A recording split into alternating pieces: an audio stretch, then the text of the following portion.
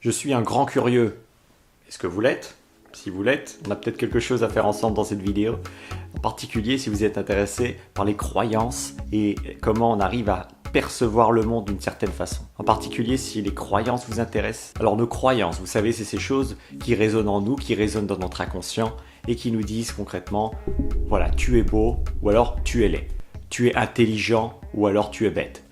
Et ces croyances, elles travaillent en automatique, c'est-à-dire qu'elles sont tellement ancrées en nous qu'on ne les remarque même plus et elles régissent nos comportements. C'est elles qui viennent définir notre vision du monde, ensuite les actions qu'on prend, les émotions qu'on ressent et au final les pensées qu'on a. Donc en fait voilà, là je viens de décrire comment les croyances étaient formées, mais on va voir ça plus en profondeur. Alors pourquoi c'est important de savoir comment se forment les croyances ?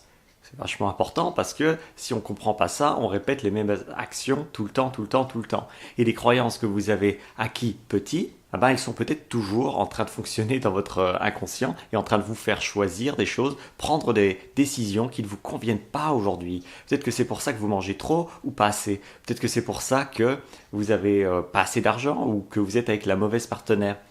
Ça vient des croyances. Alors ces croyances, comment elles se forment ? Venons à la base de la base de la base de la base de la base. La base de la base d'une croyance, avant qu'une croyance se forme, tout démarre avec une pensée.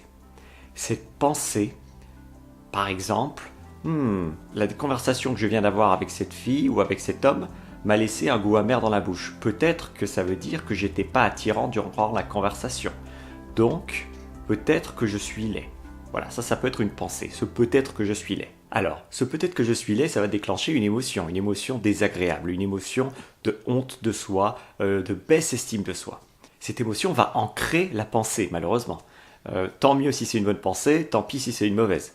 Si on n'en est pas conscient, la prochaine fois que vous parlez avec quelqu'un et qu'une personne a un petit peu l'air désintéressée ou méprisant envers vous, peut-être que vous repenserez encore, voilà, peut-être que j'étais pas attirant, peut-être que j'étais laid, c'est pour ça que cette personne est partie de la conversation, elle m'a regardé d'un air méprisant.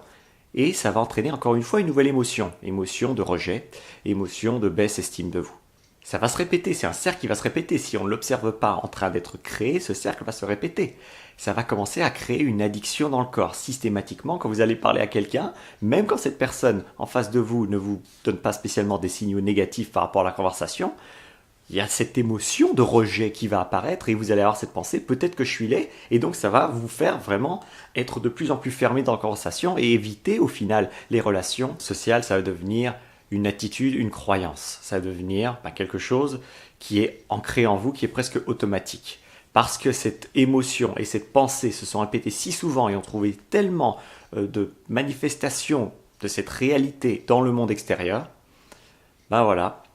Maintenant, la croyance, c'est « je suis laid ». Et cette croyance, elle agit en automatique et elle a un rôle énorme dans les choix que vous prenez. Parce que 95% du temps, si vous allez décider d'aller rencontrer des gens ou alors de rester chez vous, vous allez préférer rester chez vous. Parce que si vous allez rencontrer les gens, vous savez que ça va déclencher la croyance « je ne suis pas attirant, je suis laid » et donc ça va vous faire vous sentir mal, avoir une mauvaise émotion.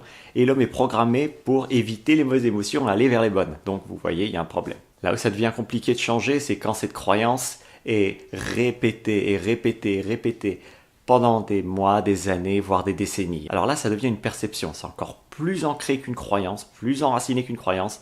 Et bonne chance pour changer quand même une perception du monde qui est telle que je suis laid. Ça devient difficile. Cependant, c'est possible parce que tout commence par une pensée. Alors, il suffit de prendre l'inverse de cette croyance. Si la croyance c'est « je suis laid », vous savez quel est l'inverse de « je suis laid ».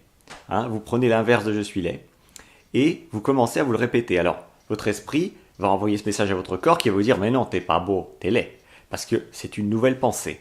Cependant, le fait d'y penser et d'avoir au moins une expérience où quelqu'un vous fait un compliment et vous fait vous sentir attirant, ça crée un nouveau circuit dans votre cerveau. Et ce circuit ouvre la création à une nouvelle attitude, et ensuite à une nouvelle croyance, et ensuite à une nouvelle perception. Mais vous comprenez, il y a énormément de répétition qui est nécessaire pour changer, et la manière la plus rapide de changer, une des manières les plus rapides de changer, c'est de traîner avec des gens qui ont une haute estime d'eux. Parce que vous allez, avec l'effet miroir, simplement passer du temps à observer comment ils se respectent, de quel type de vêtements ils portent, comment ils regardent les autres, comment ils se tiennent en rue. Et sans avoir vraiment à y penser, vous allez devenir comme il va y avoir un effet miroir qui fait que ça devient presque facile de changer quand on traîne avec des gens qui ont ce qu'on veut. C'est pour ça que c'est si important de rencontrer régulièrement des nouvelles personnes pour continuer à évoluer, en particulier des personnes qui ont ce que vous voulez. C'est tout pour cette vidéo, on se voit demain pour un autre contenu. En attendant, prenez soin de votre cerveau. C'était Thierry Markovitch.